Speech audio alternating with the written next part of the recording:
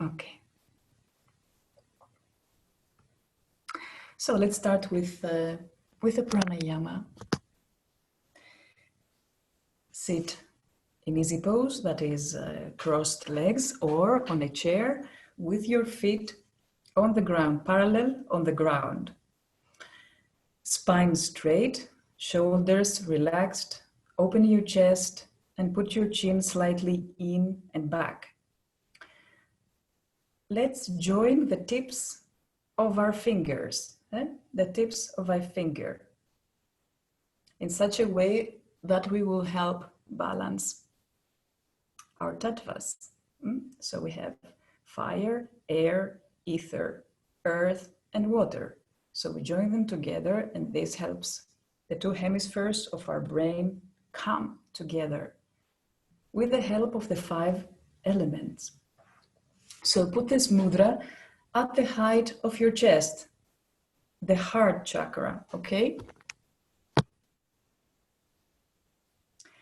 Press slightly the tips of your fingers, and then let's follow the following pattern of breathing. You inhale deeply, as we did at the beginning, and at the exhale, you exhale in 8 times with short exhale. It's like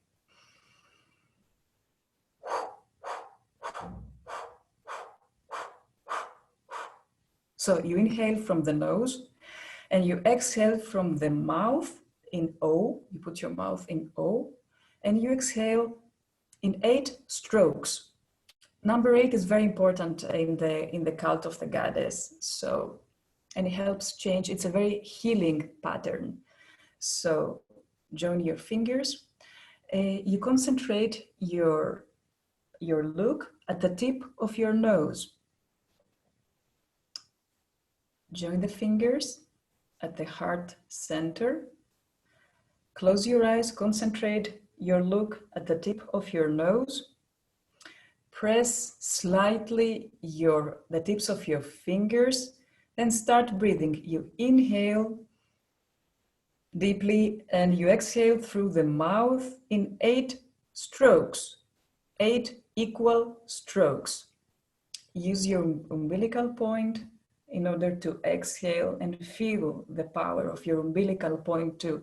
It's the power of your will, the power of the spiritual warrior too. So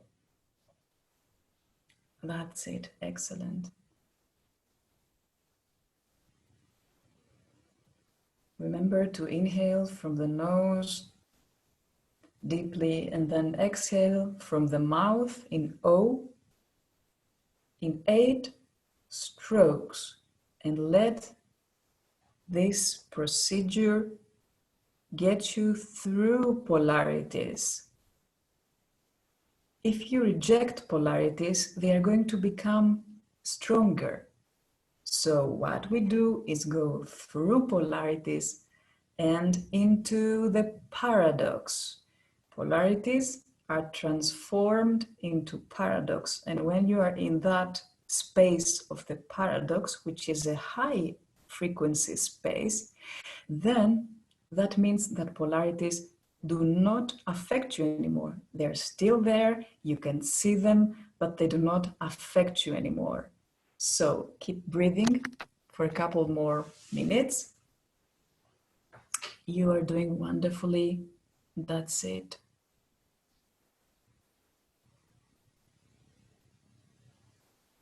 Of course, I will give you all the material of this sharing if you want to continue practicing at home.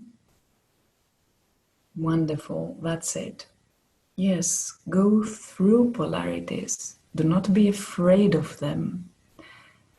Alchemize them. Alchemize its energy. There's nothing bad in negative energies.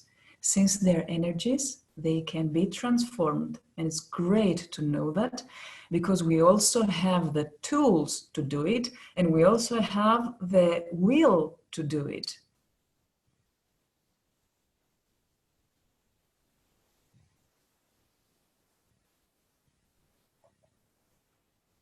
Breathe a bit more. 1 more minute. That's it. Remember to concentrate at the tip of your nose.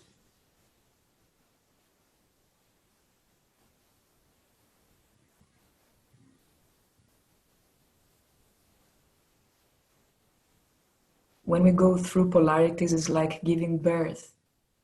It's like exactly giving birth. No matter how much resistance we have and how much it hurts, it does help to transform that energy, that friction.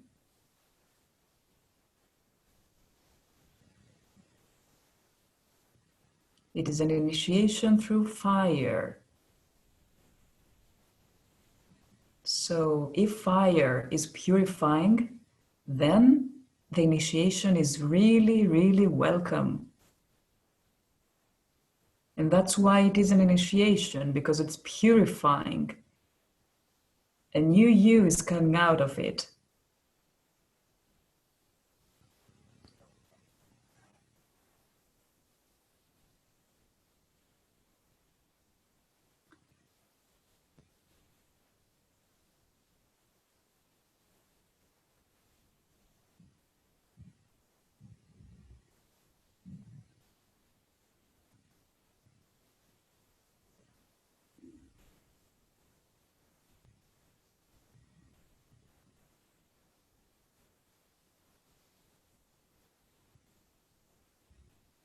Now take a deep breath, hold the air. Slightly pressurize the tips of your fingers together.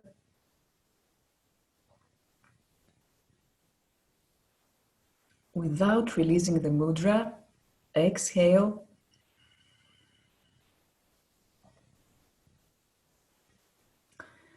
And now inhale again, hold the breath, pressurize slightly the tips of your fingers.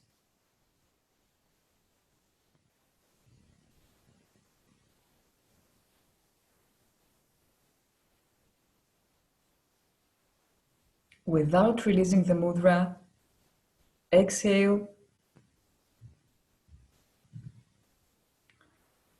And let's inhale one last time, hold the breath, hold the breath, pressurize slightly the tips of your fingers.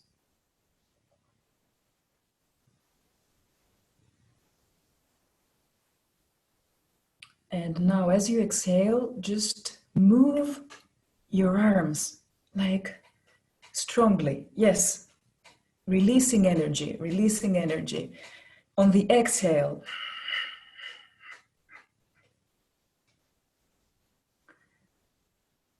wonderful. Yeah, that's it. If you need to move your body, just do it. Move your shoulders, your spine. Feel the energy that you have activated. That's it. Great. Beautiful. Beautiful. That's it. Great. So now let's start talking about those addictions we were mentioning before. We're going through a very interesting period. There's a Chinese curse that says, I curse you to live in interesting times. So I think that this curse has got us because the virus has come from China also. And we are living in interesting times. We are living in very interesting times. Because whereas everything seems to be falling apart, there's something new born. There's something new born.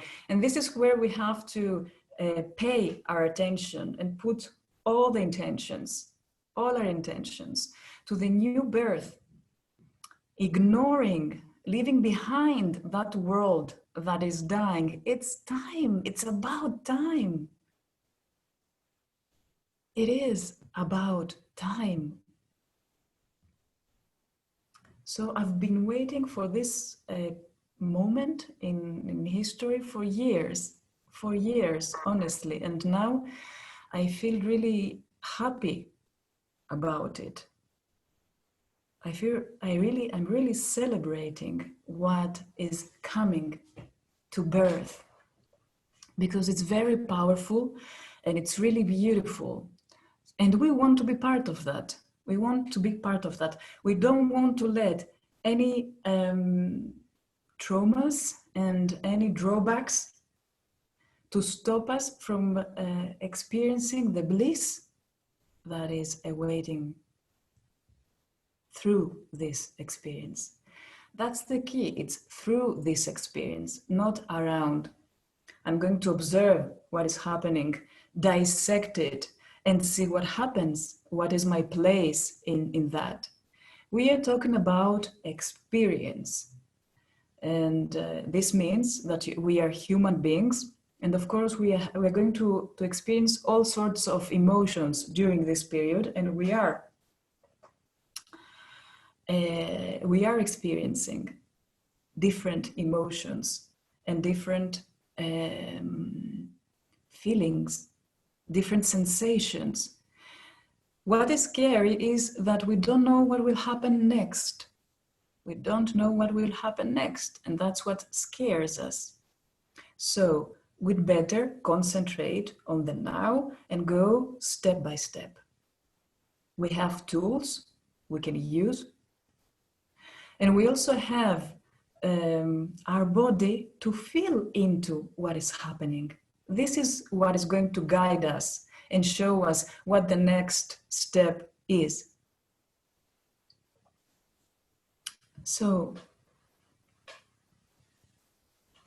we are called to learn through dissonance. There are different ways to learn and different ways to transmute, different ways to transform the energy. One of them is by resonance. Oh, I resonate with that. I like it. I love singing, so I'm going to join a choir, for example. And this goes with the vibration of your soul, and you join the choir and everything is fantastic and you feel uplifted, and your soul is expressed. And it's really beautiful. But there's another way to learn, which is what we're going through now. Learn through dissonance. This is like, there's a lot of noise here. I'm resisting to the flow.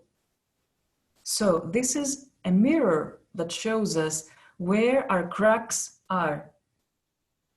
And we'd better pay attention to them, because this is where deep healing comes from, through dissonance. The way the diamond becomes, the coal becomes diamond is through dissonance, under pressure. It becomes under pressure. So now we are called to become the diamonds that we are. This is a transmutation from coal to diamond.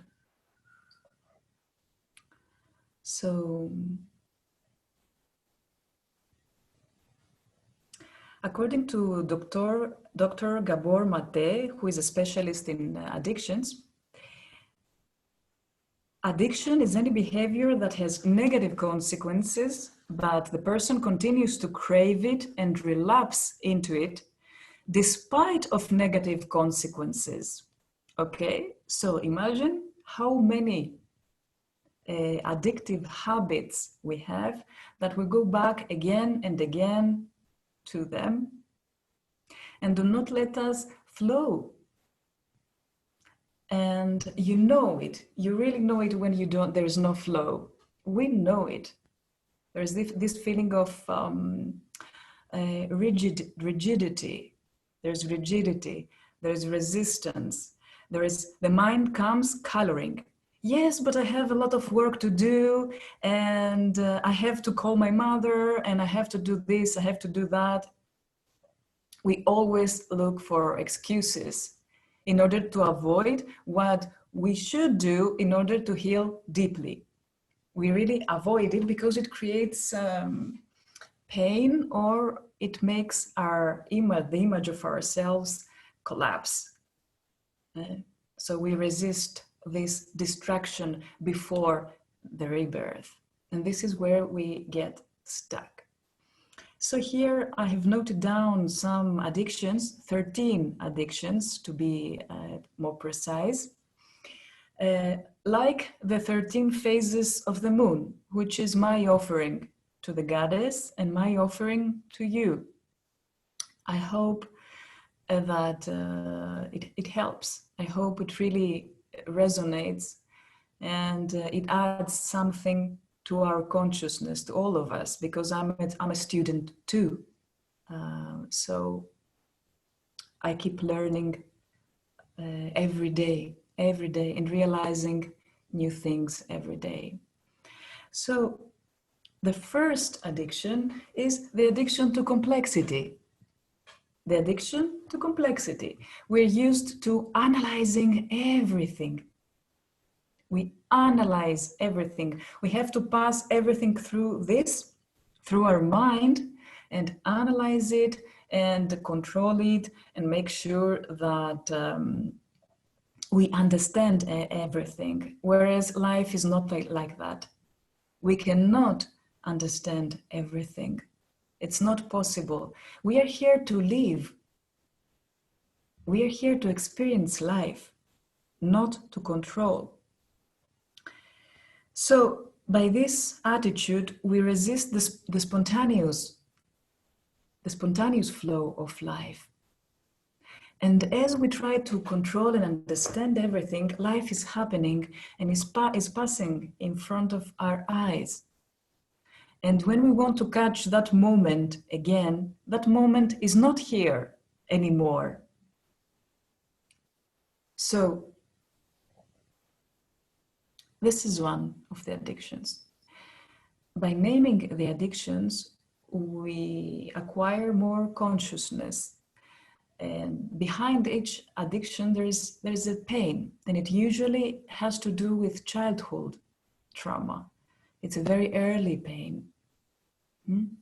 So by paying attention to each addiction, what we can actually do is feel into it. Take it home and feel into it, and see where it takes us. Where is that point that pain has been created in order for this attitude to be born, and for us to run like crazy, to control things and to analyze things all the time. I'm not against analyzing, but this is too much. We do it so much that we even forget who we are. Another addiction is the addiction to staying forever young.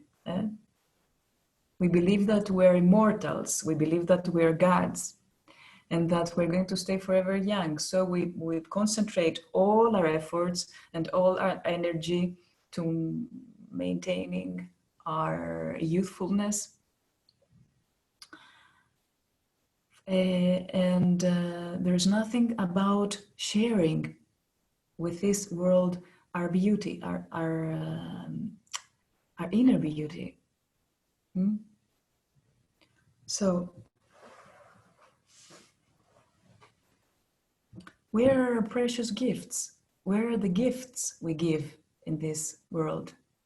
If we spend so much time, so much money, and so much energy worrying about how to stay forever young. So this is another point. The next point is addiction to degrees. Degrees, titles, recognition, in the name of the recognition, So our society seems to be appreciating a lot titles and degrees and all this stuff. But many times those titles and those degrees are really empty. They're really empty. If they do not have a useful purpose, if they are not a medium through which your soul is going to shine, if it's not like a tube through which your soul is, your soul energy is channeled into the world, then it's just me, and me. Pay attention to me. Look how wonderful I am, how many titles I am, how efficiently I can resolve equations or whatever. But this is all about you. It's not about anybody else. And if it's a mental process, it becomes an addiction because our mind is never satisfied. We want more and more and more and more. Every time we want more and more. So this is like a vicious circle. It never stops. And of course, if this is what you want, it's okay. It's wonderful. But I'm going to ask you a question. Do you feel peace inside? Do you feel tranquility? Do you feel that your life is full, really full? Let's move on to the next point, to material possessions, material goods. There's so many people that are obsessed with material possessions, really obsessed. They spend years and years of their life working to pay for houses, for cars, for this, for that, which is again okay. The thing is, we are trying to secure the next 20, 30 years of our lives accumulating goods and material goods. Who can give us a guarantee that we're going to live for so much time? And if we do, we will be able to enjoy them. So I'm not against material goods, not at all. I really enjoy them, enjoy what I have, and I like sharing them too. I wish everybody prosperity. But when it becomes a dependence, then it can be a problem. It can be a problem because you live to acquire those goods, and you do not acquire those goods to live better, to enjoy life, which is so, so, so important. So another very interesting point is a point by Caroline Myss. Caroline Myss is a mystic, a medical intuitive, and a writer. She has invented the term woundology. Woundology. It is what many people do a lot. It's whenever they have the chance to share their heart, they always start from their traumas and their problems. And what they do is actually repeat again and again and again and again how much bad luck they've had and how hard life has been with them and all this stuff. So this is an addiction. This is actually an addiction because when you repeat your story, your trauma, your drama again and again, it just creates negative energy. That's the outcome. That's the outcome, negative energy, negativity. Tribes and indigenous communities know that very well. Like, for example, the Navajo from the North America. They know it so well that they have this system of the community system, and they always listen to the people who want to share their problem, because that is also really important, to share our heart and share our trauma in order to be able to heal it, give it a name. This is really important. However, they get together and the person who needs to talk, they talk and they listen. Another important factor is the sacred space that is created by deep listening. the sacred space that is created by deep listening. You don't even have to give your opinion. If you listen from the heart, honestly, really honestly, then this in itself creates an energy field that it's healing in itself. Okay? So this is one part. The other part is that, okay, the person shares their heart, shares their problem, shares their trauma. They listen to them once, they listen to them twice, but the third time they just give their back, they turn their back to them. And this is not lack of love. This is not lack of attention to the person. This is a great manifestation of love, actually, because love has many faces. So it's like telling them, we are not going to let you get addicted to your drama. So move on. You have to move on. So the person realizes that they have to do something as well for what has happened to them, and not just expect from Deus ex machina to appear all of a sudden and save them. There's a saying in my country that says, just move your hands with Athena, sin Athena και χειρακίνη, which is, this is a law, this is a cosmic law, actually. Healing comes through gods. The gods are coming near us, and we take a step towards them too. This is how healing happens. Another addiction is an addiction to the success of the past. Okay, so let's say that 10 years ago I won an Oscar, and due to this fact, everybody has to respect and admire me the whole of my life because 10 years ago I won an Oscar, okay?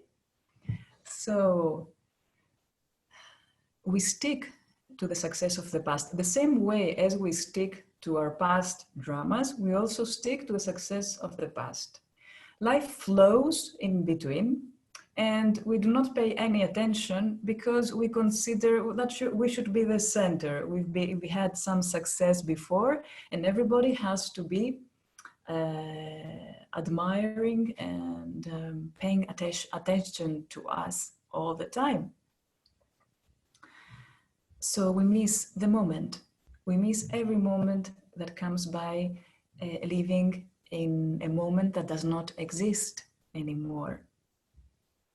So happiness as well as unhappiness can be addictive. They can be addictive.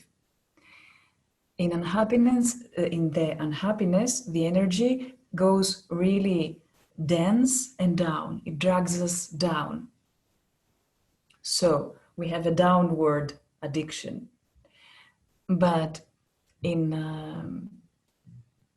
happiness, the energy goes up like adrenaline. Wow, this is fantastic. I've had this success and blah, blah, blah, blah, blah. Lots of adrenaline. The energy goes up, up, up, up, up, up. It goes so much up that then it suddenly goes down. And we experience that emptiness again. And then we ask ourselves, but how come that I feel this emptiness since I've had such a beautiful moment, so much happiness? Well, these are the two extremes, and that's how energy works. If you want to experience that excitement, it's great. I mean, or if you want to experience being down and into your underground world, that's also okay. But if you want to find balance, then it's good to be conscious of how energy moves and how it works. And you see it before it comes. when you see that your energy goes up a lot, then you have to know that it will go down. And it is very possible that you will feel that emptiness again. So knowing that, you can interfere in the movement of the energy and be able to experience a state of not necessarily constant, but almost constant bliss. Almost constant bliss. Okay? Then there is another addiction, the addiction to approbation. We need everybody to tell us how good we are, how wonderful we are. And we all do want that, of course, and we love that. The thing is that when we become addicted to that, then that's when the problem is.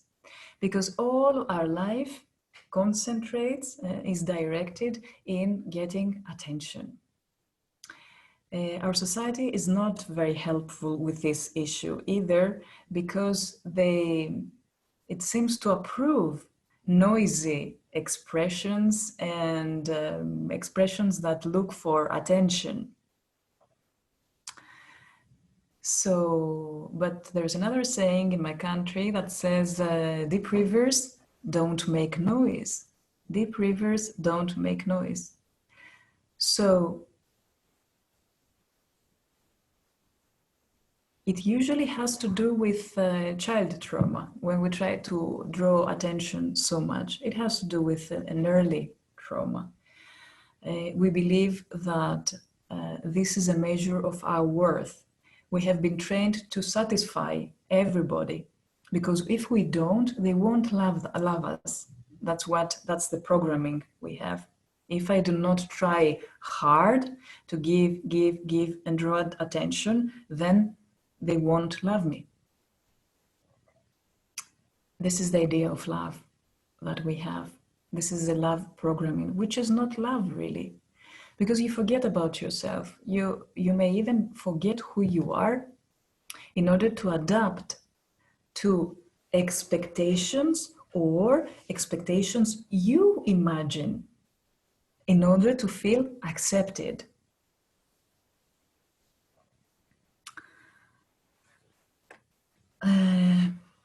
And another addiction that is very, very close to this one is the addiction to social media and all those likes, on Facebook and all this stuff. So we end up depending on those likes. Oh, look at this! I've had a publishing. And I got 150 likes or 500 likes. There is even an algorithm in Facebook. You can buy likes. And what Facebook does is send your publications to people who are compulsive likers. So there is an illusion here. There's a game played. And we are part of this game, which has nothing to do with reality. This is not reality. There are so many people who buy their likes, and everybody, wow, they are so popular. They're so what do they do to be so popular? However, popularity is not equal to quality. I mean, leaders like Hitler had so many followers, but they have created so much suffering in the world. So do not judge your value according to the likes you have, and not even according to the followers. Not even according to the followers. I have a very good friend whose husband is a football player, and he's very famous. But he's a very balanced person, really balanced. Sometimes his followers, they accuse him of bad playing and all this stuff. They become really aggressive towards him, and sometimes they treat him as if he's God. And he's always in the middle, like really peaceful and tranquil. And when his wife asked him how can he not be affected by all the reactions of his fans? He said that well, I do what I do out of love. I know who I am and I do not depend on their reactions. And this is a golden point. This is a golden point. To be able to get to such a level of freedom that it doesn't matter to you if you have 1,000 enthusiastic followers or 5,000 enthusiastic followers, or even 5,000 enthusiastic haters. This is a really high level of freedom. Another very, very, very common addiction we have is workaholism. We work and work and work. And this is a very interesting point because it actually shows that we are afraid of intimacy. We are afraid of intimacy. We establish relations, but we spend more time working and dedicating to our careers and all this stuff. Because if we spend more time with people, then they will be able to see our vulnerability. It's inevitable. When we have intimacy, vulnerability comes out, and we all have it. We all have it. So part of workaholism is this fear of our vulnerability to be seen. We are afraid to be seen as we are, exactly as we are. So it is a difficulty to accept our shadow as well. A difficulty to accept our shadow.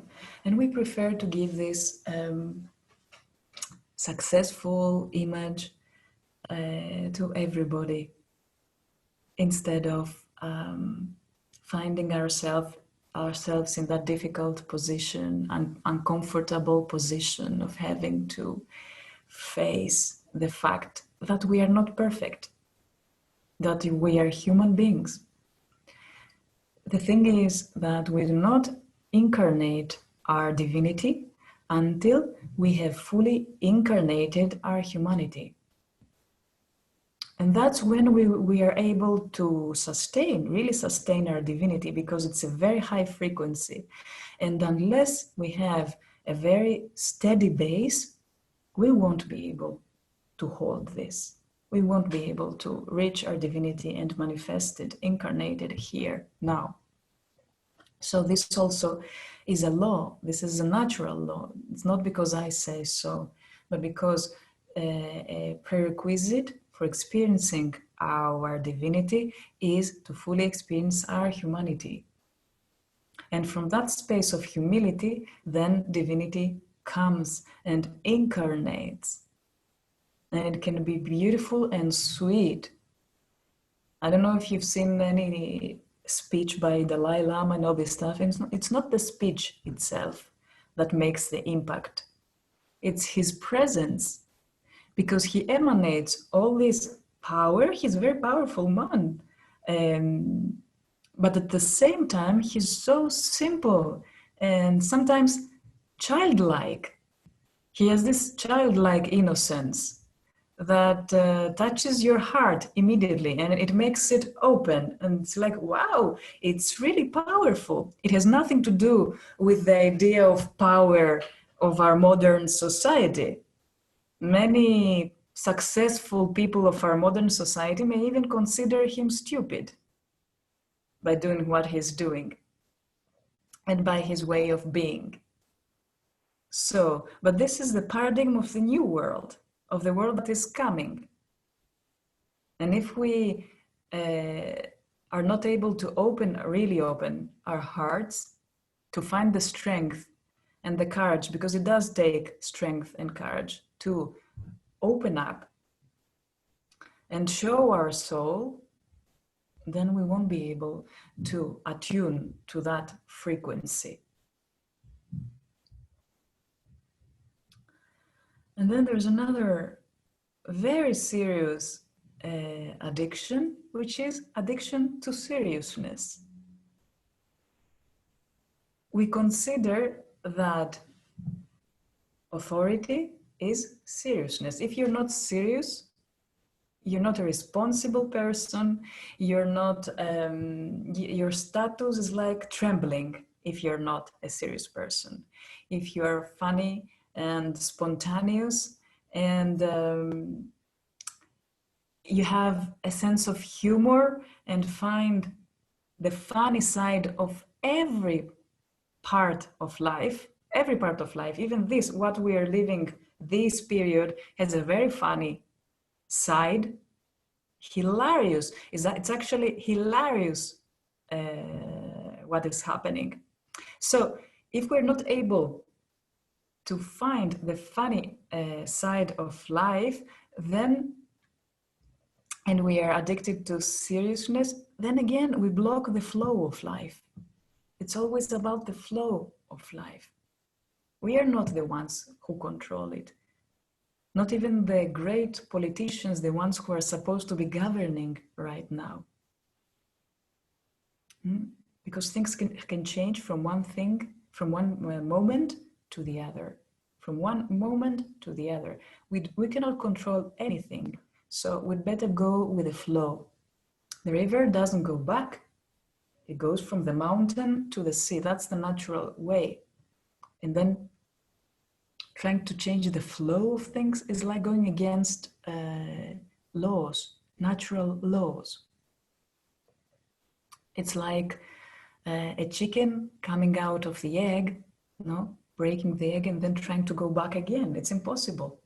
This cannot happen because the flow of life leads the chicken to go out of the egg and start living. At the beginning, it's like clumsy. It's really clumsy, like we all are when we start a new cycle in our lives, but then our walk becomes more steady, we become more solid and more comfortable in the new situation. So that's what is happening right now.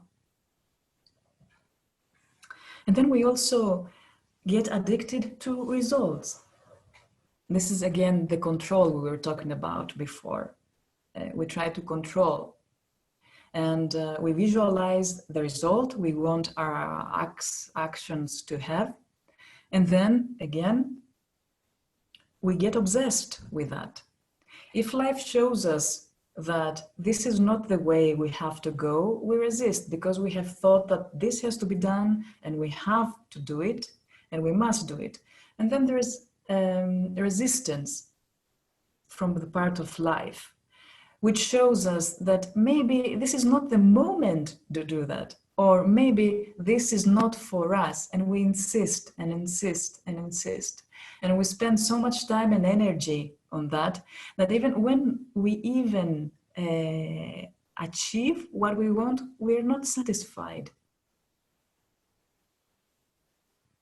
We are not satisfied. So,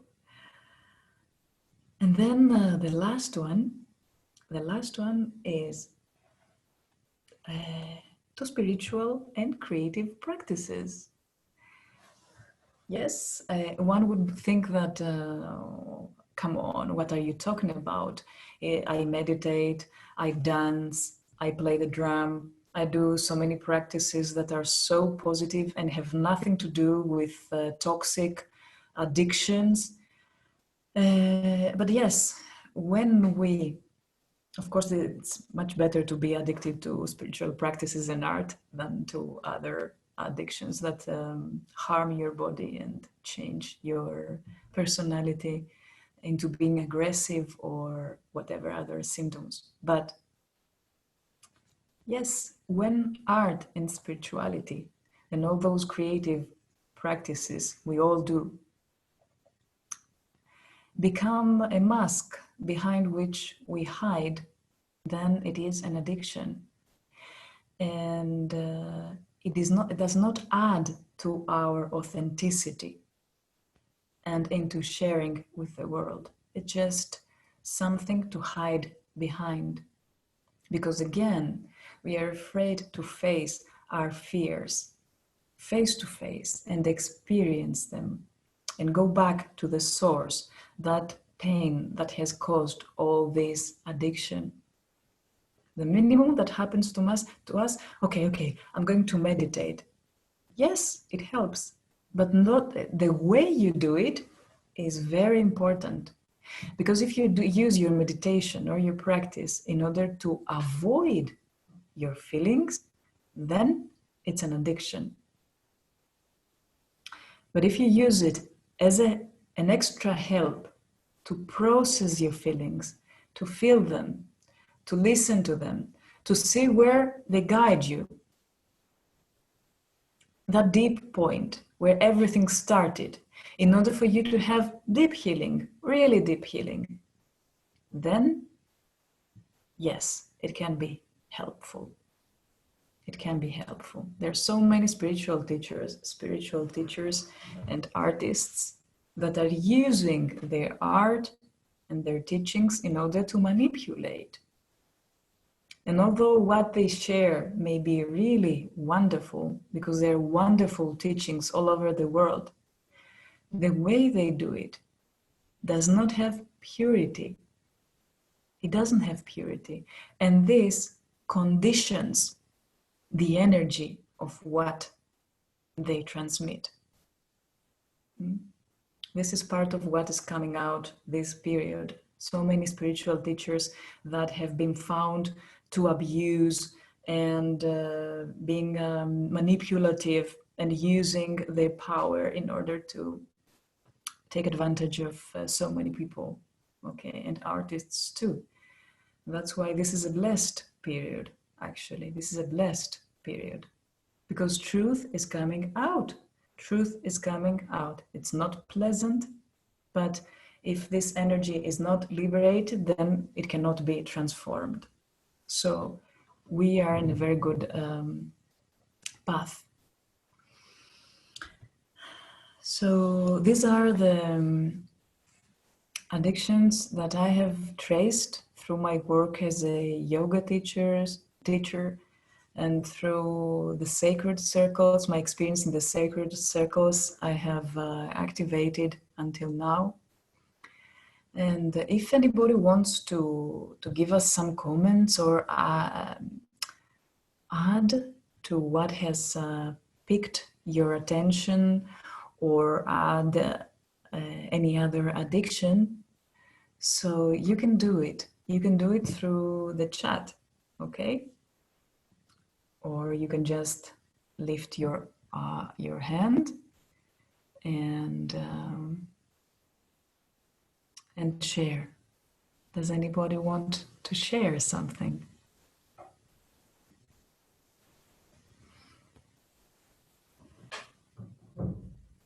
Okay. So, if not, then I would suggest that we do some meditation with a drum, okay? So, or if you have any question, does anybody want to ask any question? Okay, everything is clear then. All right, so I propose that we chant. Chanting is also really liberating and uplifting, especially if we use sacred sounds. Why are they called sacred? Because there's some kind of sacred science behind them, okay? So on our palate, we have 84 meridians.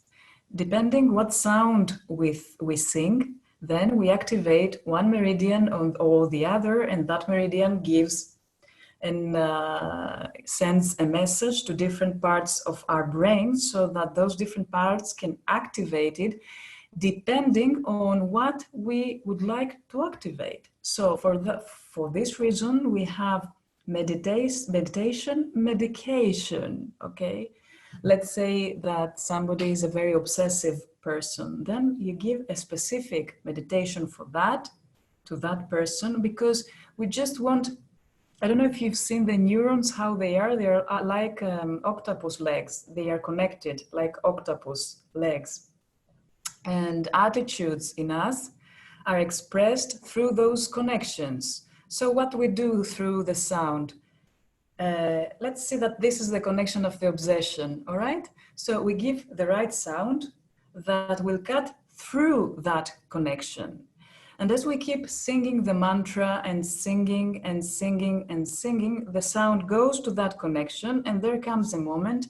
It depends. The moment depends on each person. It may be in some days, in 40 days. For some people, it's a longer period, depending on the strength of that habit. This is another way to dissolve addictive habits. So we give that sound, and then we create a movement in the brain between those, the connection of those neurons, until there comes a day where this connection becomes like, pah. And then you feel that the attitude you had before has changed, and that you're like, what? I don't feel this craving anymore, and I don't have those thoughts anymore. In other conditions, those thoughts would be activated, but I'm in this condition again, and they haven't been activated. They haven't, because you have taken your sound medication, and you have separated the neurons, the connections that are negative for you. So that's how it works. So I believe that an appropriate mantra would be the mantra Ap Sahai Hoa, Sache Da, Sacha Doa, Hard, Hard, Hard. Okay, hard, hard, hard. With hard, the tip of the tongue goes at the center of the palate, activating your pituitary gland, actually. So those are sounds that belong to the collective unconscious. They are considered to be bij sounds. Bij means seed sounds, bij in Sanskrit. And they belong to all people. They exist in all, especially ancient languages. They are sounds that we take from ancient languages, and that they're able to influence and activate the collective unconscious. So, for example, the sound har exists in all languages. Har. It's simple. It's a seed sound. We say in Greek, hara, which is joy. Okay, hara. So, and this sound activates joy in us. We work with this sound through the third chakra, the umbilical point, and then we activate that energy of enthusiasm and joy and will, the power of will. Okay, so, and I'm sure that in your languages, you also have that sound if you come from a different country other than Greece, for example. So no matter if a mantra comes from a tradition that is not ours, if it contains bij sounds, then it is part of our tradition too. I'm going to write the mantra on the chat, just in case you want to sing it with me. Or you can just close your eyes and listen. You can choose what you want. If you want, you can even lie down. Just follow your intuition right now. There's no rules. I can propose some things to do, but it's not obligatory. Okay, let's see. It's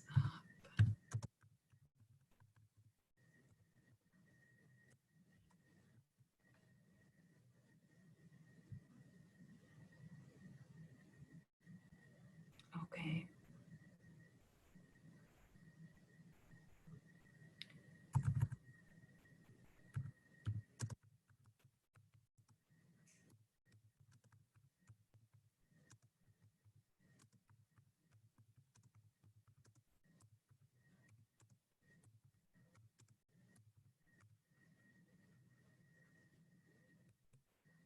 Okay, here you have it. It's Ap, Sahai, Hoa, Sache Da, Sacha Doa, Hard, Hard, Hard.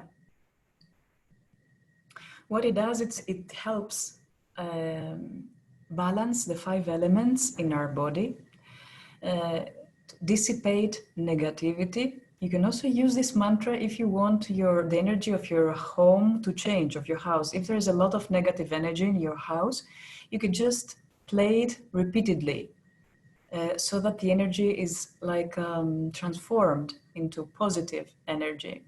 Okay? And it attracts prosperity. So, because if we take negativity out of us, then we are like an empty vessel that can receive blessings, that can receive people and situations and goods that are really for us.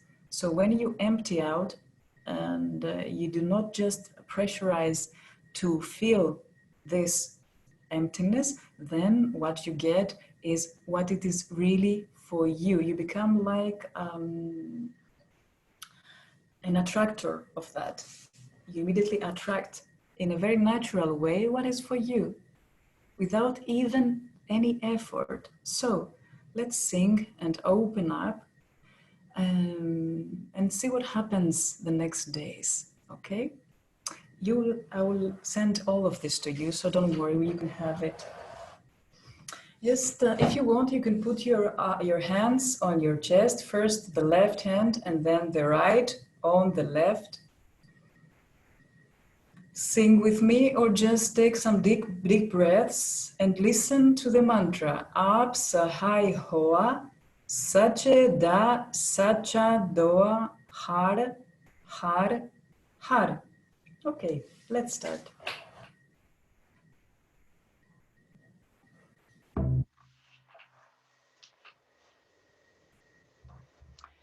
Just make me a sign if you can listen.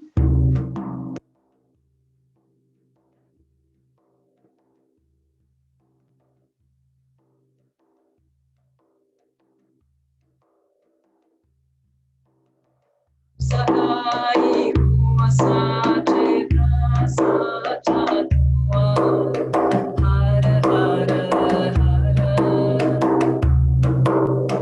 Ap Sahai Hoa, Sache Da Sacha Doa Har Har Har. Ap Sahai Hoa, Sache Da Sacha Doa Har Har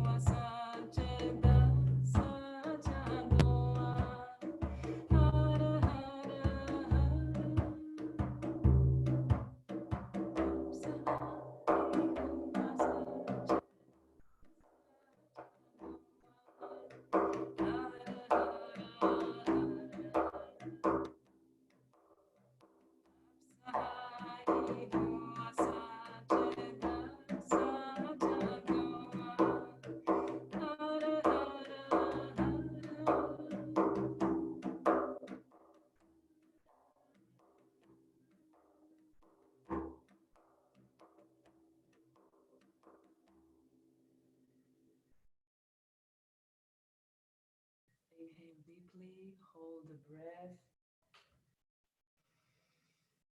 Hold that breath.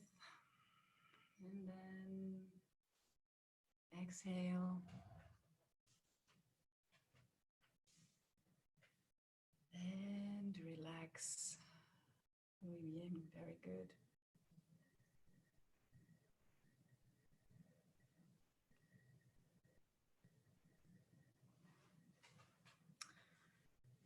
So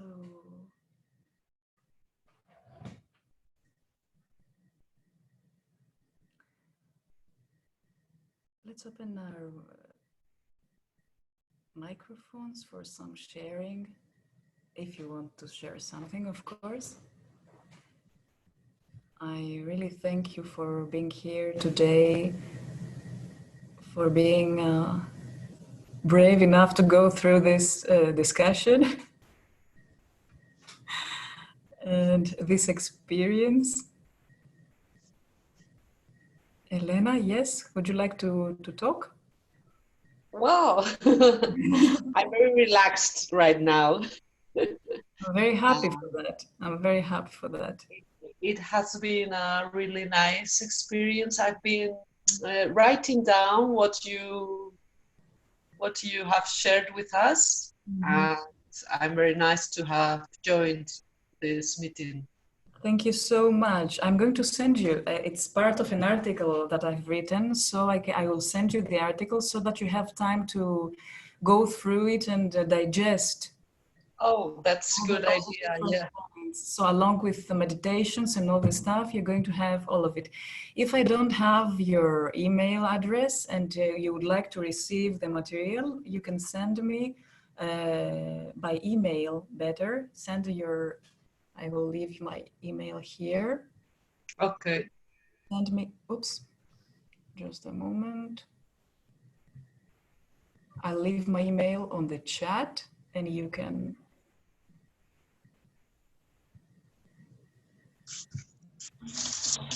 contact me if you want, ask questions or, okay.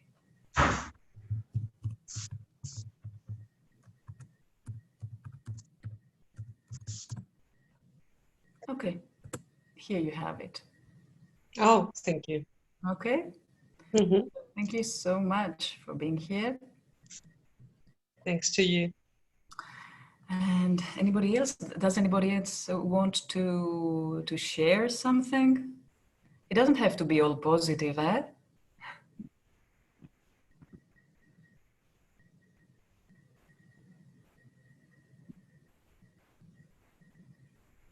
Thank you, Sisi, and thank you, Jessica. Yeah, ευχαριστώ, Sisi, που ήσουν εδώ. Φιλάκια πολλά. It was wonderful. Thank you very much. Thank you, Adriane. It was great to have you here. Great to have you here. We've had here, I mean, today we've had some beautiful souls, like Adrianos, who is also working on archetypes, And this is another healing language as well. It's a language that connects us to the collective unconscious and to the web of Ariadne, which is, and so we all work together actually in order to find a common place to communicate and uplift ourselves, no? And Apostolia, who has had to leave early, she's a wonderful dancer and she does beautiful things in energetically strong places. And all of you, of course, Maria, who is having a beautiful yoga studio in Iraklion. And she's doing beautiful healing work. Για σένα μιλάω, ναι, έλα, για πες τα τώρα όλα. Θες τα κριτικά? Τα κριτικά, όχι. Στα αγγλικά, αγγλικά. Thank you very much for all this. I was thinking that every time I'm thinking about the addiction, starting from your article and our talks and now this event, every time comes more and comes more. Very simple and things that maybe I haven't thought before. So I feel that it worth a lot, the process and the whole thinking for everybody with any way. Everybody. Thank you very much for this. Thank you too, Maria. This was just to ignite some things. Of course, there is a deeper work to do, but the first step is to become conscious of what is inside us, and I'm sure nobody is excluded. I am not. And all this investigation and exploration has started starting from myself. And then I've wanted to share all this with anybody who is interested in that. And no matter how much pain there may be sometimes, it is also, there is a difference between suffering and pain. Suffering is addictive, but pain can be really purifying. So if we restore our relation to death, because this is what it is about, the flow of life is life, death, rebirth, life, death, rebirth, life, death, rebirth. But most of us are like, they stop before death. And this is the point here, that if we realize the great potential that death has, that pain can be purifying, and in this sense, it is uplifting. Because imagine that you're a piece of ice, rigid and cold. And then this purifying fire comes. And of course, who likes fire? I mean, it's ooh.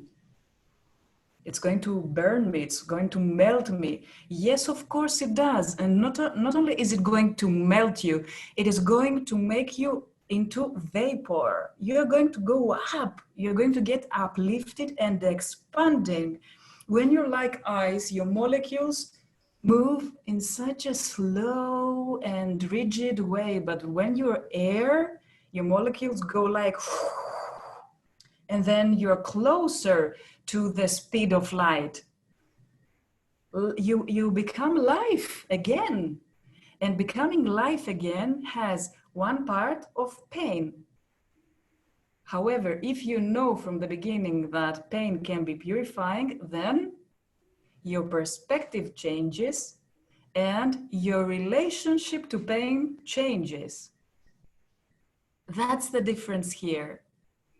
And if you feel that you cannot handle it yourself on your own, then find a therapist, find a teacher, find a person you trust, for that person to become the witness of your process and hold sacred space for you.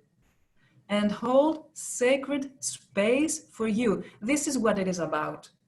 Holding sacred space to each other.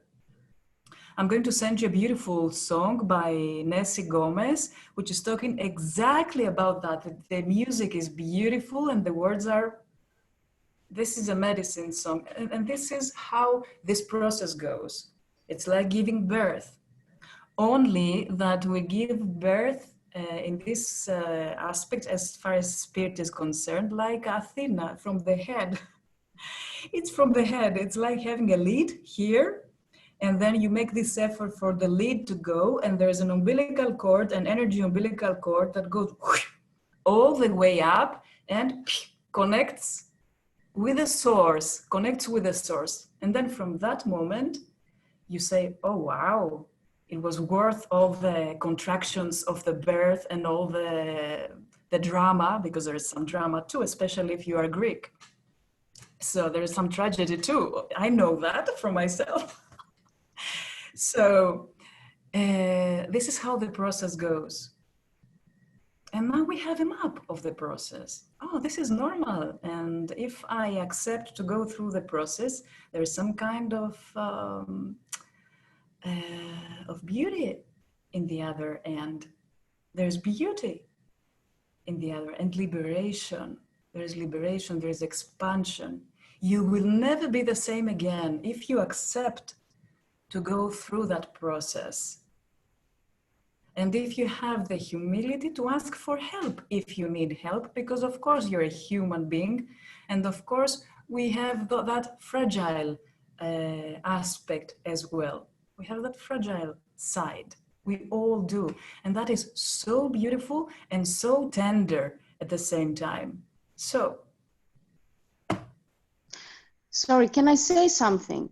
Yes, Philippa. Okay.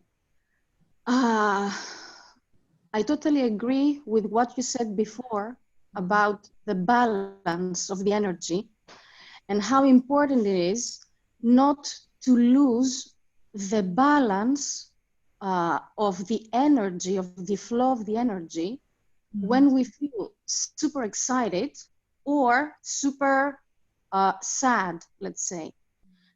From my personal experience, this is actually the only way to manage to have a balance in my life and to keep this kind of energy in a balance without losing, let's say, the valuable control of how I can, let's say, face difficult situations in my life.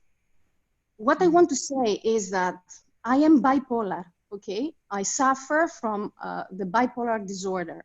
And I actually managed to, let's say, up to a point, control my illness with this way. Whenever I'm in hypomania, in order to be able to manage to keep control, I constantly remind myself that I don't have to allow myself to get overexcited about something that is bringing joy in that particular moment in my life. Or on the other hand, I don't allow myself to feel super sad when a very sad situation actually bursts in my life.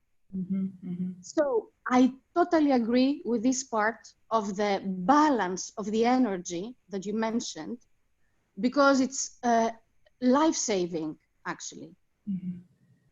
For me, it's life-saving to be able to control the energy.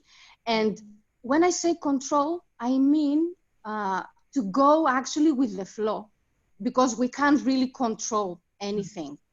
Exactly. So to go with the flow means that I am conscious of what is going on, okay, when I have hypomania, and to be able to go with the flow is actually let it go, let it be, not to judge any kind of feeling or thought that I have in that particular moment.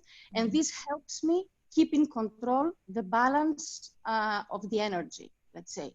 I'm not expressing it exactly in the words that I want to express it, but this is my experience and I wanted to share it with you.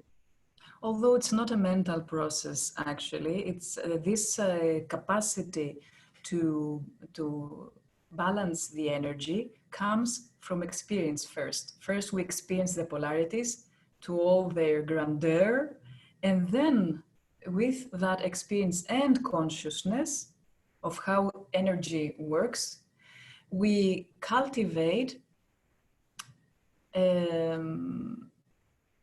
like an automatic button that closes when we feel that we are at that point of alert. We have that alert that, oh, now you're going to go over the top, and you don't want to this that happened before to happen again. It's like a self-protective button, I agree. Yes, as long as it's not mental, it becomes automatic. I mean, the experience cannot be negated, cannot be rejected. Everything is alchemized through the experience, through this vessel, which is the body. So that's why. So you mean that the body protects us mainly, and then the mind goes with, let's say, is connected to the body at the same time? The mind has to serve the body. It has to serve the soul, to serve the spirit. Okay. Mm-hmm. So it's like a horse. Okay. It's like a horse. You are the one who controls the horse, who guides. Yes. Wonderful. It can take you to many places. Mm-hmm. Many places. Yeah. But if the horse dictates the rhythm and where to take you, then what are we doing here? That's how the mind is. So, but if control is purely mental, then it's not either. Okay, yes. There are many people who pretend to be, especially in the yoga and healing area, no? They say, oh, they do not actually go with the flow of life because they pretend to be over the flow. Leave me alone, I'm really uplifted. Eh? Just leave me alone. I'm in my meditation and this and that. No, you're just avoiding life. That's what you're doing. You're avoiding life, actually. Yeah, and yoga is like a mask you use to hide your fear of life, your fear of the flow. Feeling you... okay, Flora, sorry. Flora has lifted her hand. Flora? Have you finished, Philippa? Yes. Yes? Okay, thank you. And Flora wants to share something too. Oh, thank you. I raised it a long time ago, but it's okay. I'm sorry. I'm really new to this technology, so I'm like, oh, what? Discovering it, I know.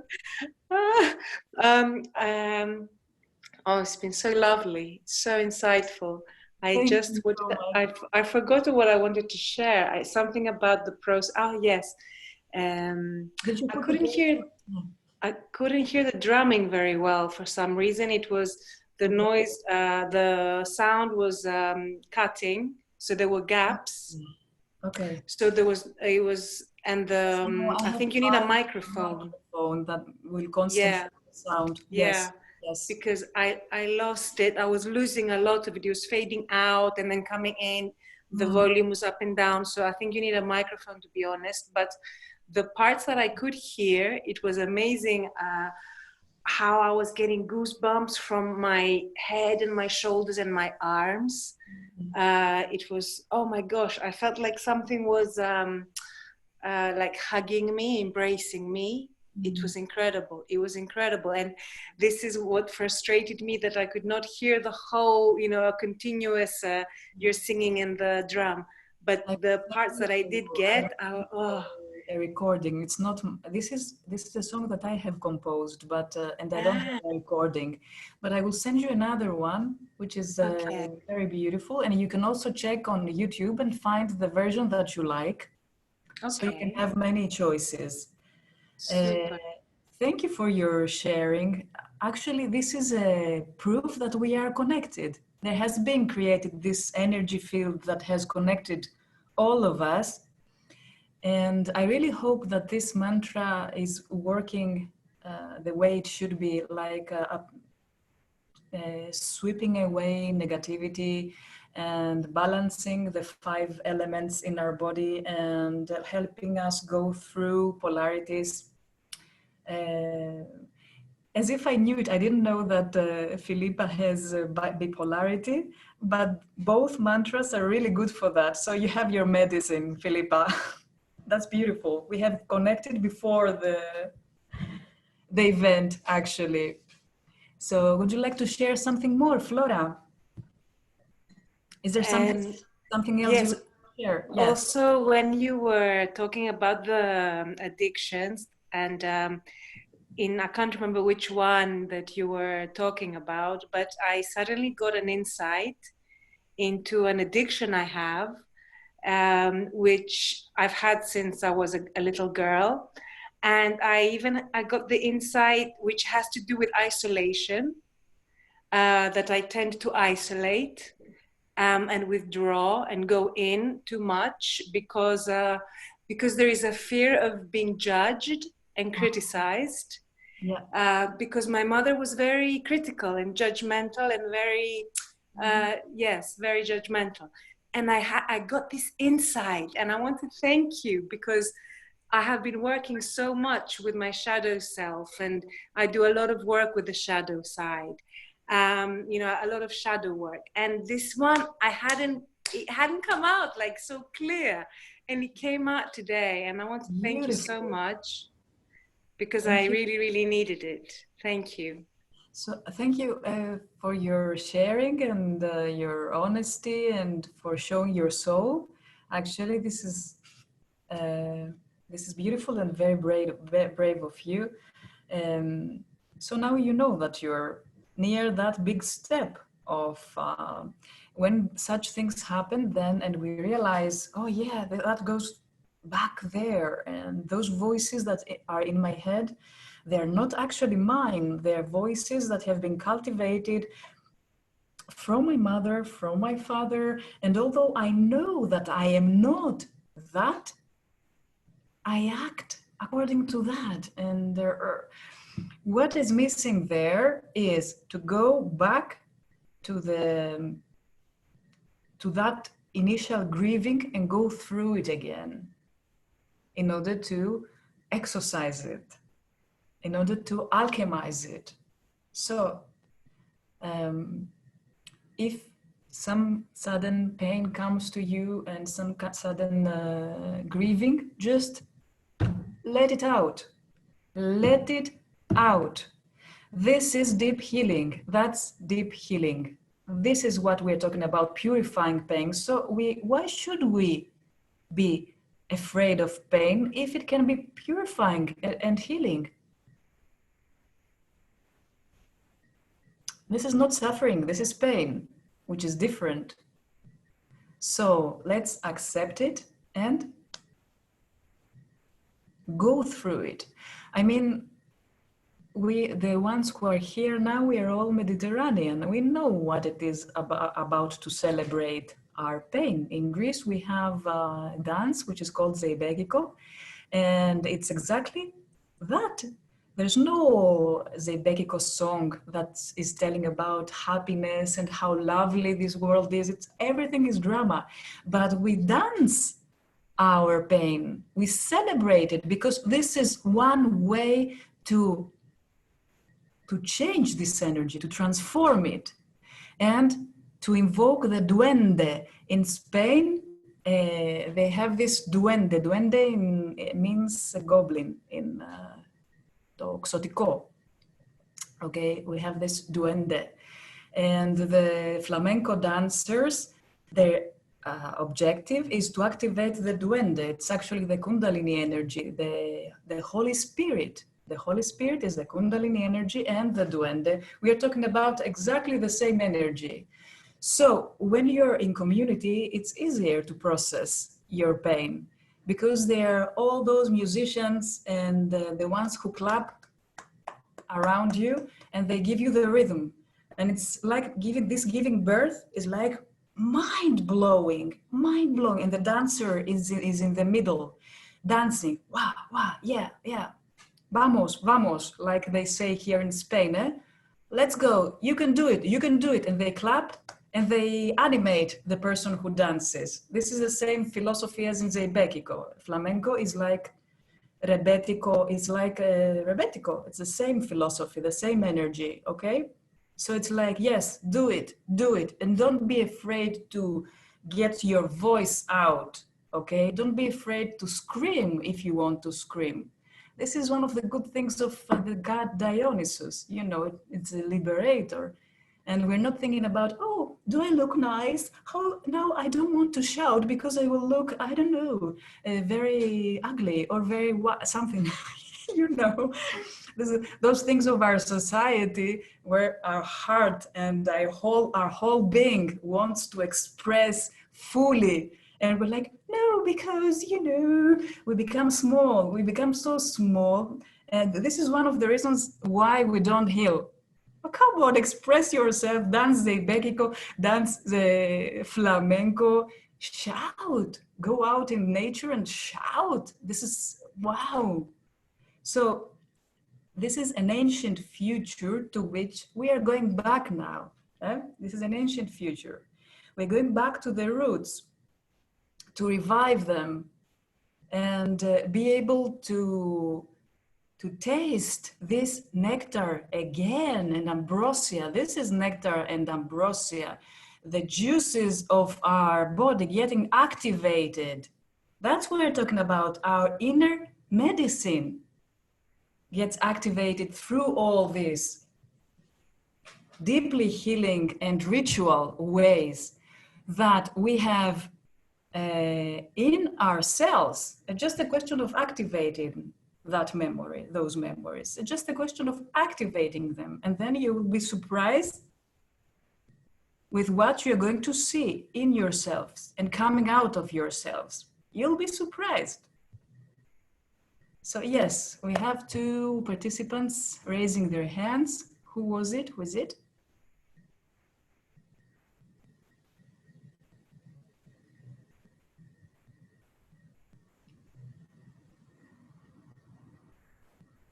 Flora, Eleni, where are you? Here, do you listen to me? Yes, of course. Great. Thank you for the inspiring all meditation and Thank you. all the concept. And it was very helpful and really surprised me from the beginning. I had the feeling about 1 hour ago that I wanted to balance the 5 elements on me, that it was a need that I had today. So when you started with this, I felt that connection from the beginning. That's beautiful. And it was very nice, the flow that I experienced to all the concepts.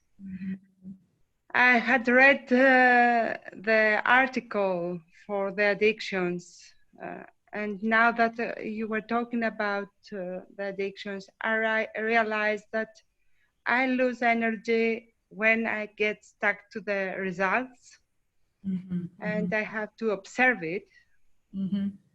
Yeah. I really thank you for making it obvious to me. Also, at the end with the drum,